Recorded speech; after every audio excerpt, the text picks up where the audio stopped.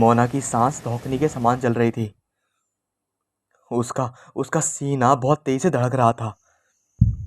उसने इधर उधर नजर दौड़ाई और पानी की बोतल उठाकर एक सांस में सारा पानी पी गई। लेकिन प्यास अभी भी बुझ नहीं रही थी और अभी भी घबराहट के कारण उसकी धड़कन बढ़ी हुई थी। वो उठी और कैंप से बाहर आई। सामने उसके और भी दोस्तों ने अपने अपने कैंप लगा रखे थे। उसने सोचा किसी को उठा लेती हूँ, लेकिन किसी को अपनी हालत के बारे में बताकर वो शायद हंसी का पात्र नहीं बनना चाहती थी, क्योंकि अपने फ्रेंड सर्कल में वही एक बहुत हिम्मती मानी जाती थी। उसने अकेले ही उस इकलौते नल की ओर बढ़ना शुरू किया, जो कुछ दूर एक शमशान में स्थित था। मोना और उसके दोस्त एडवेंचर के बहुत शौकीन थे। कॉलेज की छुट्टियों में अक्सर वो कहीं ऐसी जगह कैंपिंग करने जाते थे जहां लोग जाने से भी डरते थे। आज उनकी कैंपिंग रायगढ़ के मशहूर शमशान घाट के पड़ोस में स्थित एक बाग में थी। लोगों के अंदर बसी दहशत और अंधविश्वास को खंडित करना और अपनी आधुनिकता का परिचय देना उनका मुख्य काम था। कहीं दूर कुत्ता या सियार रोया और नल की तरफ बढ़ रही मोना के जिस्म में सिरन सी दौड़ गई। लेकिन वो नाम की साहसी नहीं बल्कि काम से भी साहसी थी। लेकिन आज पता नहीं क्यों उसकी हिम्मत उसका साथ नहीं दे रही थी। एक आवाज आई जो उसके पीछे से गुजरी। मोना झट से पीछे मुड़ी। चारों तरफ सिवाय अंधेरे और सन्नाटे के कुछ नहीं था। कहते हैं कि इंसान का जो दिमाग होता है वो काफी वहमी होता है। जब तक वो अपनी आंखों से सच ना देख ले तब तक वो विश्वास नहीं करता। सामने एक बरगद का पेड़ था जिसकी इधर उधर फैली हुई विशाल शाखाएं मानो बाहें फैलाए उसी को बुला रही थी। मोना को अकेले जाने में पता नहीं क्यों एक अजीब सी उलझन और घबराहट हो रही थी, पर अपनी हिम्मत का परिचय स्वयं को देना भी उसे बहुत आवश्यक पड़ गया था। एक आवाज हुई। सामने खड़े विशाल बरगद की ऊंची चोटी से आवाज आई। ये आवाज करते हुए दो बड़े बड़े उल्लू हवा में परवास करते हुए सामने की डाल पर जा बैठे। उनकी अजीब सी शक्ल और अंधेरे में चमक रही गोल गोल आंखें जो उसे ही घूरी जा रही थी, उनको देखकर मोना के बढ़ते कदम थम गए। यार, ये क्या हो रहा है तुझे मोना? पता नहीं आज आज कैसी अजीब सी फीलिंग आ रही है। आज तक तो कभी ऐसा नहीं हुआ। मोना अपने आप से बुदबुदाई। तभी एक हवा का झोंका सा आया और मोना के रोंगटे उस गर्मी में भी खड़े हो गए। उस भयंकर गर्मी में, उस गर्म प्रदेश में एक हवा का अत्यंत शीतल झोंका होना बहुत ही अजीब सा एहसास करा गया। सामने शमशान में उसके नाम के अनुरूप काफी ज्यादा खामोशी थी, लेकिन कुछ था जो काफी अजीब था। एक ताजी जली चिता जिसकी राख में से अभी भी धुआं उठ रहा था। उसके पास ही एक अजीब सी धुंध छाई थी। मोना को अब डर सा लगने लगा। आज से पहले उसे कभी भी ऐसा डर नहीं लगा था, चाहे वो कितनी भी भूतिया और अजीब जगहों पर गई हो। लेकिन बिना पानी पिए उसे लौटना भी मंजूर नहीं था। उसने आओ देखा न ताओ और कमर कसती हुई नल की तरफ बढ़ी।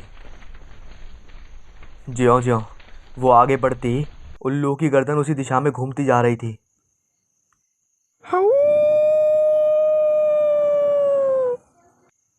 सियार या फिर कुत्तों का रुदन अब और भी तेज बढ़ता जा रहा था। मोना ने फटाफट नल से पानी भरा और उसे लेकर वो तेजी से आगे बढ़ी। लेकिन तभी उसे ऐसा एहसास हुआ कि कोई उसके पीछे आ रहा है। अपने एहसास की पुष्टि करने के लिए वो पीछे मुड़ी और उसकी सांस अटक गई। पीछे एक अजीब सी शक्ल वाली औरत खड़ी उसे ही अपनी गहरी नजरों से देख रही थी। मोना के तमाम रोबकूप पसीने की धारा बहने लगी। जी, जी, आप कौन हो? मोना के मुंह से बड़ी मुश्किल से निकला। बेटा, बड़ी प्यास लगी है, थोड़ा पानी मुझे भी पिला दो। उस औरत के मुख से गहरी और ठंडी आवाज निकली। उस औरत को बोलता देख मोना की जान में जान आई और उसने उस औरत को पानी दे दिया।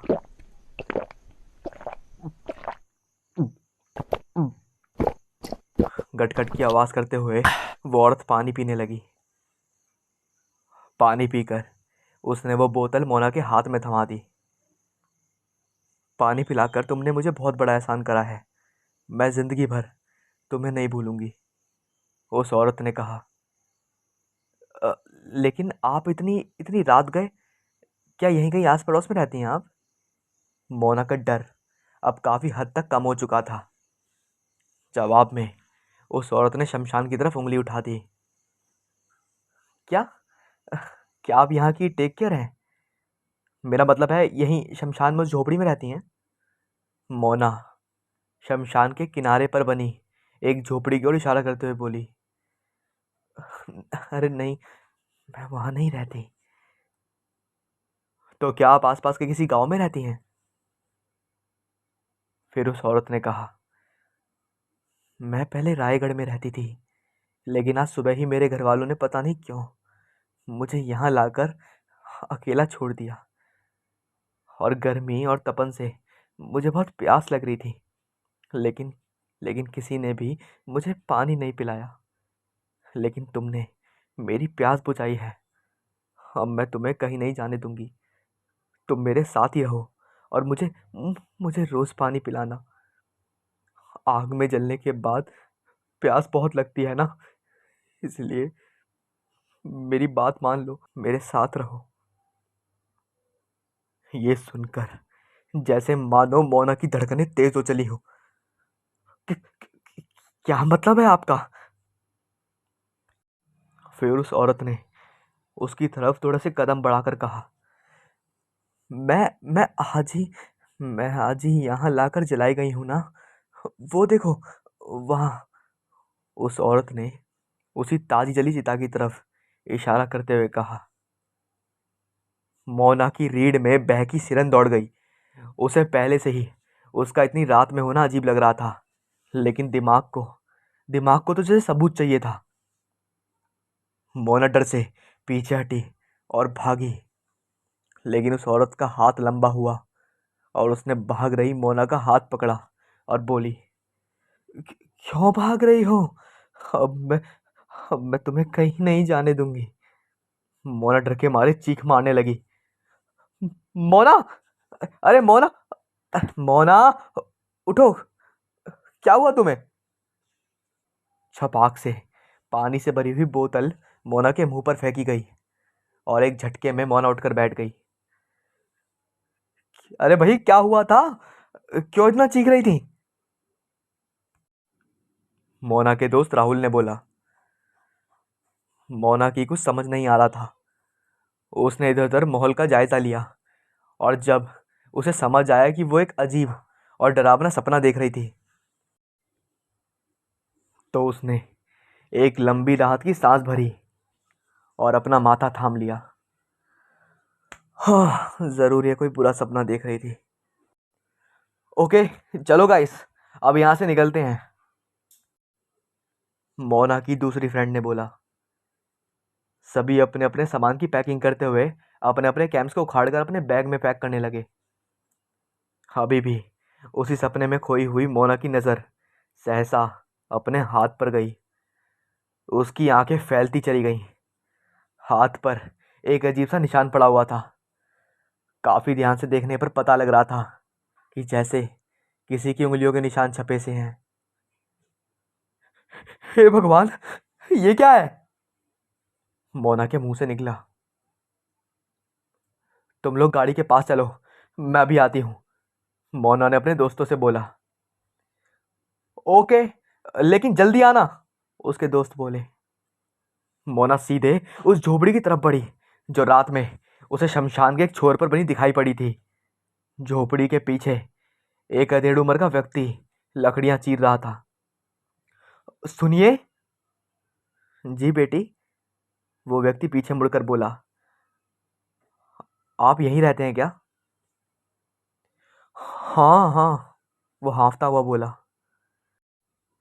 मोना ने फिर हिचकते हुए बोला, कल रात में आप यहीं थे क्या? इस पर उन्होंने उत्तर दिया, नहीं बिटिया, रात में मैं यहाँ नहीं रुकता हूँ। क्यों, क्या बात है, कुछ दिक्कत है? और वो सब छोड़ो, ये बताओ तुम हो कौन और यहाँ क्या कर रही हो? उस वृद्ध आदमी ने एक लाइन में ही सब कुछ पूछ लिया, जैसे वो भी जानना चाहता हो कि आखिर बात क्या है।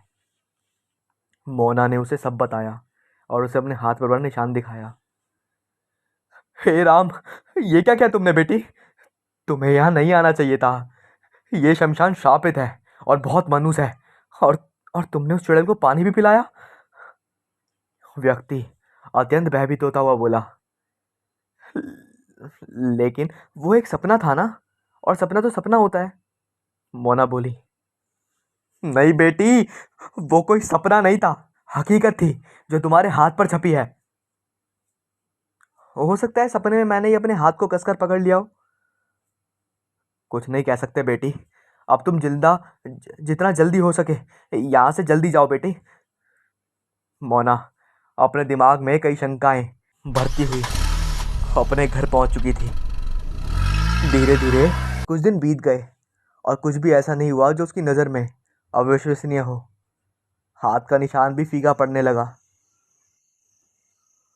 रात के करीब 3 बजने वाले थे। घर में सभी आराम से एसी की ठंडी हवा में गहरी नींद में सोए हुए थे।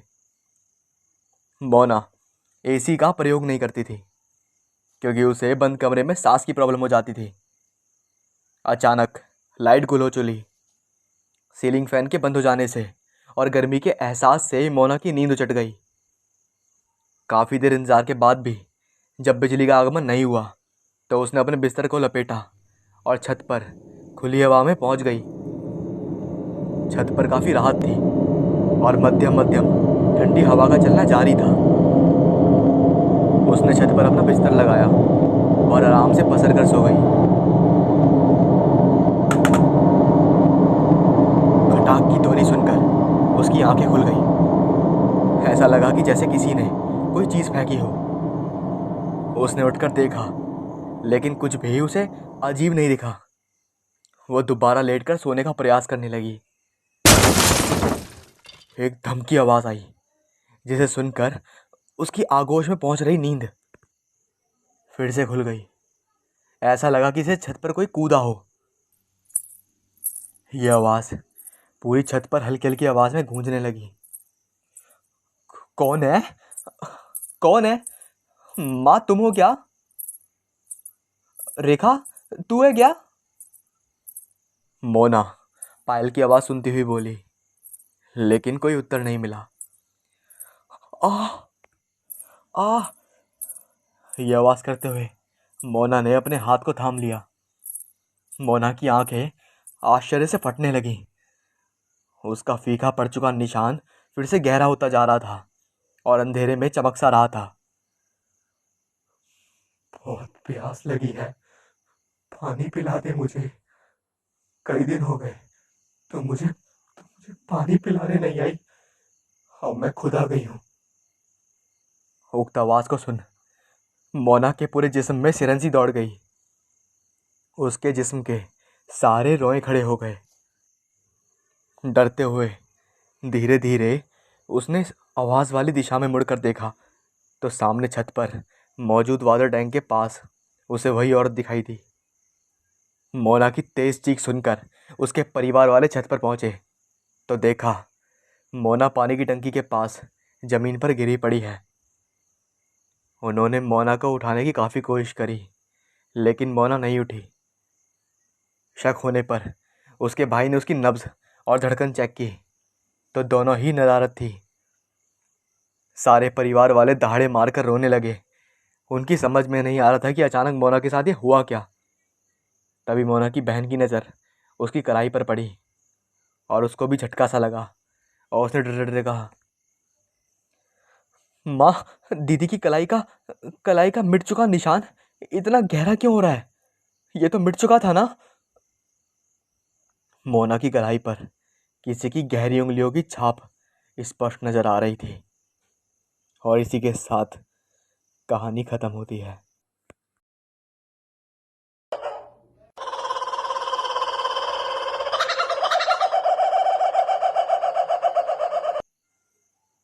मेरा नाम रविंद्र कौशिक है। लोग प्यार से मुझे रवि कहकर पुकारते थे। मैं पहले एक आम इंसान हुआ करता था, लेकिन आज मैं अपनी लालची आदतों के कारण एक पागल के रूप में जाना जाता हूँ। वो भी ऐसा वैसा पागल नहीं, एक वहशी पागल। कैसे, बताता हूँ। मेरा जन्म एक गरीब परिवार में हुआ था, लेकिन मैं शुरू से ही महत्वाकांक्षाओं के महपोश में इस कदर फंस चुका था कि उससे निकलना मेरे लिए मुश्किल था। और मुश्किल ही नहीं, असंभव था। मैंने हमेशा अपनी हैसियत से ऊंचे लोगों के साथ बैठना शुरू कर दिया और अपने आसपास के दोस्तों को छोड़कर अमीर दोस्तों के साथ रहना शुरू कर दिया, ताकि समाज में अपना भी रुतबा कायम कर सकूं। लेकिन एक दिन अपने ही यार दोस्तों के बीच मुझे अपमान का घूंट पीना पड़ा कि मेरे मन में ऐसा प्रतिशोध जला उनके लिए, जिससे मैं भड़क उठा और मैंने ठान लिया कि मैं भी अमीर आदमी बनकर दिखाऊंगा और बेइज्जती करने वालों से बदला लूंगा। ये तो दुनिया जानती है कि अमीर और गरीब कभी एक साथ नहीं रह सकते। पर ना जाने मेरे मन में क्या उठी, जो मैंने अपना रुतबा कायम करने के लिए इन अमीरों के अमीर पगडंडी का सहारा लिया। खैर, अब मैं बढ़ चला था, बड़ा आदमी बनने के लिए ढेर सारी मेहनत करने के लिए, जिसके लिए ढेर सारी मेहनत की ज़रूरत तो थी, लेकिन साथ ही ज़रूरत थी तेज़ दिमाग की। पर इत्तेफाक से मैं दोनों में ही लाचार था, कमज़ोर था। आलस और लापरवाही मुझ में कूट कूट कर भरी हुई थी और मैं ऐसा शॉर्टकट रास्ता तलाश रहा था जिससे मैं कम मेहनत करके कम समय में ही अमीर इंसान की श्रेणी में आ जाऊं। मैं दिन रात बस इसी उधेड़-बुन में लगा रहता, जबकि मेरे माता पिता मुझे समझा समझा कर हार चुके थे, लेकिन मैं उनकी इकलौती औलाद के रूप में खूब फ़ायदा उठा रहा था। और फिर एक दिन किताब की दुकान पर मैंने यंत्र तंत्र द्वारा अपनी मनोकामना पूर्ण करें इस नाम की किताब देखी और मेरे दिमाग में खुशी की लहर दौड़ गई। मैंने झट से वो किताब खरीद ली और सबकी नज़रों से बचाते हुए उसे मैं घर लेकर आ गया। मैंने उस किताब का गहनता से अध्ययन करा और अपने कार्य सिद्धि की तैयारी में लग गया। उस पुस्तक में शुरुआती पृष्ठ पर साफ साफ चेतावनी दी गई थी। किसी सिद्धि तांत्रिक मांत्रिक के निरीक्षण में इस पुस्तक में दिए गए मंत्रों का जाप करें। मतलब कि किसी तांत्रिक के आवेश में ही तुम इस मंत्रों का जाप कर सकते हो। अकेले मत करना। और अकेले ना करने का मतलब है कि अगर तुम्हें इस किताब का ज्ञान नहीं है, तब तुम बिल्कुल भी अकेले मत करना इसका जाप, अन्यथा इसका विपरीत प्रभाव पड़ सकता है, जिसके प्रति लेखक एवं प्रकाशन किसी भी रूप से जिम्मेदार नहीं होंगे। उस चेतावनी को मैंने गंभीरता से नहीं लिया और अपनी इच्छा पूरी करने के लिए मैंने उस पुस्तक में लिखी हुई युक्ति को साधने के लिए सभी निर्देशों का पालन करने के साथ साथ प्रयोग में आने वाली सभी सामग्री को धीरे धीरे जुटाना आरंभ कर दिया। मेरा सभी कार्य पूर्ण था। अब बारी थी उस साधना को पूर्ण करने के लिए एक उपयुक्त स्थान की। अपने गांव के पास पड़ने वाले एक सरकारी बाग को मैंने अपने कार्य के लिए उपयुक्त समझा और सभी की नज़रों से बचते हुए मैं उस बाग के उस हिस्से में जा पहुंचा जहां कोई नहीं आता जाता था। कई दिनों की अथक मेहनत के बाद मैंने उस स्थान को अपने बैठने लायक बना दिया और एक दिन मैं रात के ठीक 12 बजे वहां जा पहुंचा। मैंने सभी तैयारी लगभग पूर्ण कर ली थी और साधना करने से पूर्व मैंने उस मनोरथ को, जो सिद्धि थी, उसे एक बार फिर पढ़ना शुरू कर दिया, जिसमें लिखा था। और एक बार मैं व्यूवर से भी कहना चाहता हूँ, इसे ध्यान से सुनना। किसी गुप्त और निर्जन स्थान पर ठीक 13 दिनों तक इस साधना को निम्न मंत्रों का जाप करते हुए पूर्ण करना है। एवं सिद्धि किए गए आटे को पानी से गूंथ कर उसमें काले मुर्गे का रक्त और अपने रक्त की कुछ बूंदें मिलाकर उसे दोबारा गूंथना है और उससे एक पुतला तैयार करना है।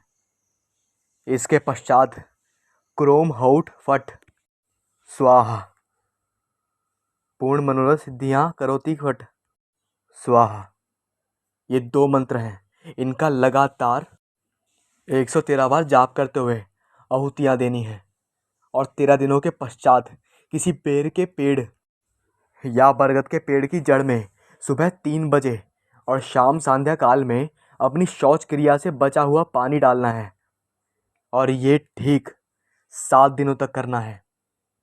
ठीक 7वें दिन उसी पेड़ की जड़ में एक काले मुर्गे की बलि देते ही आपके समक्ष पिशाचनी अपने भयानक रूप में प्रकट होगी और आपको डराने की पूरी कोशिश करेगी।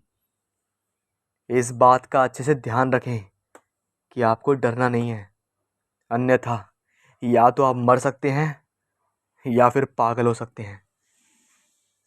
अगर आप साहस से उसका सामना करते हैं तो वो आपकी मनचाही मुराद पूरी करेगी। अंतिम बात से मैं कुछ घबराने लगा था और मेरे मन में उस पिशाचनी का भयानक रूप अपने आप ही विकसित होने लगा था। लेकिन फिर मैंने अपने मन को मजबूत किया और उस बेइज्जती को ध्यान करते हुए सबसे अंतिम बात जो कि थी वो आपकी मुराद पूरी करेगी, उस पर ध्यान देते हुए अपनी साधना को शुरू करना आरंभ कर दिया। मैं इस बात का विशेष ध्यान रख रहा था कि किसी भी मंत्र का उच्चारण गलत ना हो और हर प्रक्रिया सटीकता से हो। पहले दिन तो भली भांति निपट गया था और मैं प्रसन्नतापूर्वक सुबह के 4 बजे से पहले ही अपने बिस्तर पर आकर सो गया। इसी प्रकार मुझे साधना करते हुए 4 दिन बीत चुके थे और आज आज मैं 5वें दिन की साधना करने के लिए अपने स्थान पर ठीक 12 बजे आकर पहुंच चुका था। और जैसे ही मैंने अपना आसन लगाया वैसे ही किसी ने मुझे उठाकर फेंक दिया और मेरे कान में एक बड़ी ही डरावनी आवाज़ गूंजी। कहाँ था इतनी देर? मैं कितनी देर से तेरी राह देख रही थी। एकाएक उन 2 चीज़ों से मैं बहुत डर गया था और घबरा कर इधर उधर देखने लगा। मेरा मन भागने को होने लगा, लेकिन फिर मैंने प्रथम बार इसे अपना भ्रम समझकर नज़रअंदाज कर दिया और सोचा कि शायद नींद ना पूरी होने की वजह से मुझे चित्त भ्रम हो गया है। खैर, मैंने 5वें दिन की साधना शुरू कर दी, लेकिन मुझे बार बार ऐसा एहसास होता कि मेरे आसपास कोई था जो मुझे लगातार अपने होने का एहसास दिला रहा था। मैं दोबारा बुद्ध की भांति अपने बिस्तर पर आ लेटा, लेकिन पता नहीं क्यों मुझे लग रहा था कि मेरे पास कोई और भी लेटा है और उसकी सांसों की गर्माहट मेरे जिस्म का स्पर्श कर रही थी। वैसे मैं लेटने के कुछ देर बाद सो जाता था, लेकिन उस दिन मुझे नींद नहीं आ रही थी। मतलब नींद का कोई एहसास भी नहीं हुआ और ना ही ऐसा लगा कि नींद मुझे आती भी है। इन दोनों शब्दों में बहुत अंतर है, लेकिन जिस पे बीतती है वही समझ सकता है। मुझे ऐसा बिल्कुल भी नहीं लगा कि नींद ना आने से मुझे कोई तकलीफ़ हुई हो। मैं सारा दिन तरोताज़ा रहा और अन्य दिनों से कहीं बेहतर महसूस कर रहा था। एक आत्मविश्वास और शक्ति का अनुभव हो रहा था मुझे। मैंने पिताजी के साथ खेतों में इस तरह से काम किया कि पिताजी मेरी ताकत और फुर्ती देखकर दंग रह गए और घर आने पर माँ मेरी भोजन की खुराक देखकर दंग रह गई, क्योंकि मैं बड़ी तेज़ी से खा रहा था और हद से ज़्यादा खाता जा रहा था। मैं ठीक रात 8 बजे बिस्तर पर लेटकर सोने की कोशिश करते हुए ये सोच रहा था कि कुछ देर सो लूँ, फिर 11:30 बजे वैसे भी उठना ही है। लेकिन ना मुझे कोई थकान महसूस हो रही थी और ना ही नींद का कोई अंश नज़र आ रहा था। मैं आज फिर से लेट होने की वजह से भागता हुआ बाग की ओर जा रहा था। मुझे डर था कि कहीं कल की भांति मुझे फिर से कोई चित्तभ्रम ना हो जाए। पर मुझे आश्चर्य हुआ कि मेरे पहुंचने से पूर्व ही वहाँ सब इंतज़ाम अपने आप तैयार हो रखा था। मैं अंदर ही अंदर घबराने लगा, पर सोचा कि तंत्र मंत्र की दुनिया में ये होना कोई बड़ी बात नहीं है। अब ये रोज़ का घटनाक्रम बन चुका था। अब मेरा भी मन मजबूत होने लगा था और मैंने भी इन छोटी मोटी बातों पर ध्यान देना बंद कर दिया था और अपनी साधना में पूरी तल्लीनता से लग रहा था। पर यह एहसास मुझे परेशान कर रहा था कि मेरे साथ हर वक्त रहता कौन है। मेरा रवैया भी कुछ बदल सा गया था और अब मैं अपने पिताजी के साथ उनके काम में खूब हाथ बटाने लगा था और अपने माँ बाप की खूब सेवा करता था, जिसके कारण वो दोनों मुझसे बहुत खुश रहते थे। इसी तरह साधना के 13 दिन पूरे हो गए और अब मैं बेर के पेड़ में रोज़ाना सुबह शाम शौच किया करता और उसका बचा हुआ पानी वहाँ पर डालने लगता था। अब मेरा आत्मविश्वास इतना बढ़ गया था कि मैं अपने पुराने दोस्तों के सामने गर्दन अकड़कर चलता था और मन ही मन कहता था, बस कुछ दिन और रुक जाओ ना, फिर एक दिन देखना गिन गिन कर बता लूँगा। फिर वो 7वां यानी अंतिम यानी निर्णायक दिवस आ चुका था और मैं काले मुर्गे और हाथ में पानी का लोटा लिए हुए, धड़कते हुए और कुछ घबराए हुए दिल के साथ ठीक शाम 7:30 बजे उस बेहद घने और बड़े और कांटेदार झाड़ीनुमा बेर के पेड़ के पास जा पहुंचा। आज मेरा जिस्म हल्का हल्का कांप रहा था, मन भी घबराने लगा था, दिल की धड़कन भी अनियंत्रित हो चली थी। मन के पर्दे पर पिशाचनी के रूप स्वरूप का चित्र बनता हुआ मुझे डरा रहा था। तभी मेरे कानों में हवा से सरगोशी सी की, जैसे किसी ने मुझसे धीरे से कहा हो, घबराओ मत, मैं तुम्हारे साथ हूँ। मैं चिहुक उठा और सिर को झुकाते हुए इधर उधर देखने लगा, लेकिन इसी के साथ मानो मेरा सारा डर, मेरा सारा खौफ गायब हो गया था। एक नई ऊर्जा, एक नए आत्मविश्वास से मेरा रोम रोम भर उठा। मैंने फौरन ही अपनी आज की प्रक्रिया करनी आमंत्रित कर दी।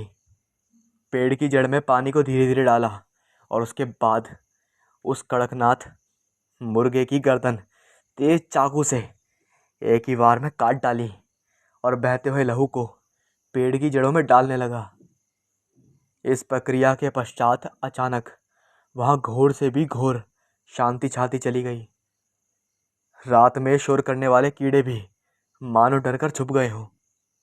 यह बिल्कुल वैसी शांति थी जैसे तूफान आने से पहले होती है। और तूफान आया, बड़े ही विकट रूप से आया। बड़ी तेज गर्जना करते हुए वो बेर का पेड़ ऐसे हिला कि जैसे उसको किसी हाथी ने अपनी सूंड से लपेटकर उखाड़ना शुरू कर दिया हो। मैं सहम कर थोड़ा पीछे हट गया। अचानक ही पेड़ बीच से चिर की आवाज़ करता हुआ फट गया और उसके मध्य एक विशाल और काली आकृति खड़ी नजर आई। उफ, वो मंजर कितना भयानक था, बेहद भयभीत कर देने वाला। आम तो आम कोई असाधारण मनुष्य भी देख ले तो वो डर के मारे फौरन ही दम तोड़ दे, लेकिन मैं चाहते हुए भी डर नहीं पा रहा था। ऐसा लग रहा था कि जैसे अदृश्य ताकत मेरे वजूद को मजबूती से थामे खड़ी हो। वो पिशाचनी आगे बढ़ी। काले काले और जमीन तक घिसकते बाल थे उसके, लगभग 8 फुट से भी ज़्यादा कद, काली साड़ी में लिपटा स्याह बदन और उसका मुख ऐसा था मानो किसी ने तेजाब फेंक कर उसका चेहरा बिगाड़ दिया हो। इसको साथ लेकर क्यों घूम रहा है तू? पिशाच चिंगाड़ कर बोली तो ऐसा लगा कि कान के पर्दे पड़ जाएंगे। कि किसको? मैंने भी निडरता से उसे उत्तर देने की कोशिश की। ये जो तेरे कंधे पर सवार है। कंधों पर? मैं चौंका। कौन सवार है? मैं उल्टा उसे सवाल कर रहा था। खामोश। अगर अगर तुझे इसी को लेकर घूमना था तो तूने मुझे बुलाने की जरूरत कैसे की? मेरा अपमान करने के लिए? पिशाचनी बेहद गुस्से में आ गई। मैं अब गिगिया उठा। कौन? किसकी बात कर रही हैं आप? मैं किसी को साथ लेकर नहीं घूम रहा। मैं इतना कह ही रहा था और मैं खुद चौंकता हुआ चुप हो गया और सोचने लगा कि मुझे अभी तक जो अपने अंदर बदलाव मिल रहे थे, कहीं कहीं इसमें उसी का हाथ तो नहीं जिसकी बात पिशाचिनी कर रही है। पिशाचिनी दोबारा चिंगार उठी। दुष्ट मानव, इस प्रेतनी को हमारे सम्मुख लाकर और इसे हमारा भाग खिलाकर तूने हमारा बहुत बड़ा अपमान किया है। इस प्रेतनी के कारण हम तुझे मृत्यु तो नहीं दे सकते, किंतु हम तुझे विक्षिप्त अवश्य कर सकते हैं। मैं गिड़गिड़ाता ही रह गया, लेकिन पिशाचिनी तो कब की गायब हो चुकी थी। मेरी सारी मेहनत, सारी साधना बर्बाद हो चुकी थी। सारे अरमान, सारी इच्छाएं धरी की धरी रह गई थी। मैं रो पड़ा। तभी वही स्वर कानों में पड़ा। घबराओ मत, मैं तुम्हारे साथ आजीवन रहूंगी और तुम्हारे पिता का ध्यान रखूंगी। आखिर तुम मेरे पति हो। ये शब्द सुनते ही मानो मैं क्रोध में पागल उठा। और वो भी थी, वो जो भी थी, उसे गंदी गंदी और भद्दी गालियां देता हुआ बेहोश हो गया। सुबह मैं अपने घर में था और मेरे चारों तरफ गांव वालों की भीड़ लगी हुई थी। सबके चेहरे गम से भरे हुए और उतरने से हुए थे। मैं नासमझों की तरह उठा और सभी को देखता हुआ उस ओर चला जहां से रोने की आवाज़ आ रही थी। मुझे देखते ही वहां खड़े लोग इधर उधर हटने लगे। जिसे घेर कर वो खड़े थे, उन लोगों की लाश देखकर मुझे मानो गश हो गया हो और मैं पथराई हुई आंखों से जमीन पर बैठ गया। मेरे माता पिता की लाशें सामने पड़ी हुई थी। कल रात को कल रात को एक औरत ने तुम्हारे माता पिता को पीट कर मार डाला। एक ने दुख भरे या फिर गुस्से से अंदाज में कहा। मारते समय वो बेहद गंदी और भद्दी गालियां भी देती रही थी। दूसरे ने कहा तो मैं मन ही मन चौंक पड़ा, लेकिन मेरे जिस्म में कोई हरकत नहीं हुई। लोगों ने बचाने की बहुत कोशिश की, लेकिन वो पता नहीं कितनी बलशाली थी कि उसने बचाने गए लोगों की ऐसी दुर्दशा कर दी कि वो घायल हो गए। मुझे तो लगता है कोई कोई बला थी, बला। मुंह पर पल्लू लगाए एक औरत ने कहा। ये बात सुनकर मुझे जोरों से चक्कर आने लगा और मैं पुनः बेहोश हो गया। बेचारा बहुत बड़े दुख में पड़ गया। एक औरत ने हमदर्दी से कहा, पुलिस में खबर कर दी है, आती होगी। गांव के सरपंच जी बोले। उस दिन के बाद मैं पूरी तरह से पागल घोषित कर दिया गया था, क्योंकि मैं बात बात पर गुस्सा करने लगा था, लोगों को मारने लगा था, उनको घायल करने लगा था, और तो और कुत्तों और पालतू जानवरों को जिंदा ही नोच कर खाने लगा था। कई बार पागल खाने की गाड़ी मुझे पकड़ने आई, लेकिन मुझे कभी पकड़ नहीं पाई और किसी न किसी दुर्घटनाग्रस्त होकर दो चार आदमी मार गई। मैं राजू वत्स घोषणा करता हूँ कि मैं पागल नहीं हूँ। मुझ पर एक डरावनी और शक्तिशाली प्रेतनी सवार है जो मुझे अपना पति मानती है। वही ये सब करती है और नाम मेरा होता है। आप तो मुझे बेकसूर मानते हैं ना? जवाब जरूर दीजिएगा, वरना